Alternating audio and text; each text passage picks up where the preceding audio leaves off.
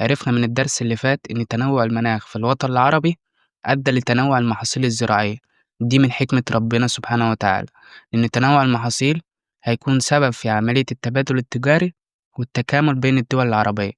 ولو بصينا المحاصيل الزراعية في الوطن العربي هنلاقي إن الوطن العربي بينتج محاصيل بتنقسم حسب استخدامها إلى حبوب غذائية زي القمح والأرز والشعير والذرة الشامية والذرة الرفيعة، ومحاصيل صناعية وتجارية زي القطن وقصب السكر وبنجر السكر والبن، وأشجار مثمرة وفاكهة زي التمر اللي هو النخيل والموالح والعنب اللي هو الكروم والزيتون. بالنسبة للحبوب الغذائية فدي اللي بيعتمد عليها الإنسان في غذائه، ودي بنزرع منها كميات كبيرة جدا، ومصر من أكبر الدول اللي بتزرع الحبوب الغذائية في الوطن العربي. فبالنسبة للقمح فهو من أهم الحبوب الغذائية، بيتزرع في معظم الدول العربية.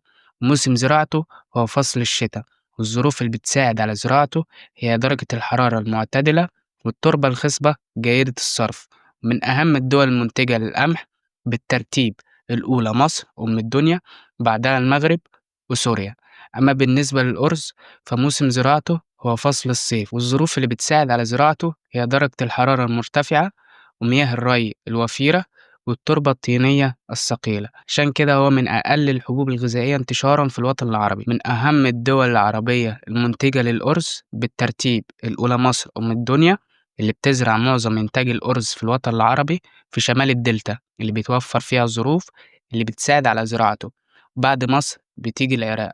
تاني حاجة المحاصيل الصناعية والتجارية، فدي جاية من اسمها صناعية عشان بتدخل في الصناعة، تجارية عشان بتدخل في التجارة. فبالنسبة للقطن فموسم زراعته هو فصل الصيف، والظروف اللي بتساعد على زراعته هي درجة الحرارة المرتفعة والتربة الخصبة جيدة الصرف، ولازم يكون في أيادي عاملة عندها خبرة في زراعة القطن.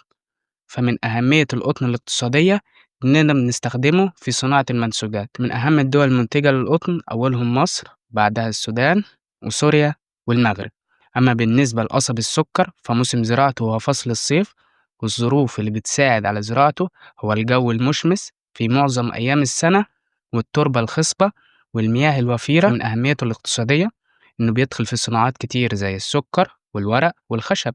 من أهم الدول المنتجة لقصب السكر أولهم مصر وبعدها السودان. أما تالت حاجة وهي الأشجار المثمرة والفاكهة فمن أهمها التمر أو النخيل.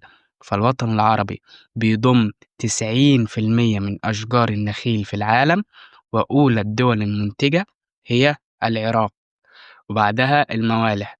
فالوطن العربي بيضم 10% من إنتاج الموالح في العالم، والموالح دي هي البرتقال أو الليمون. من أولى الدول المنتجة للموالح هي فلسطين.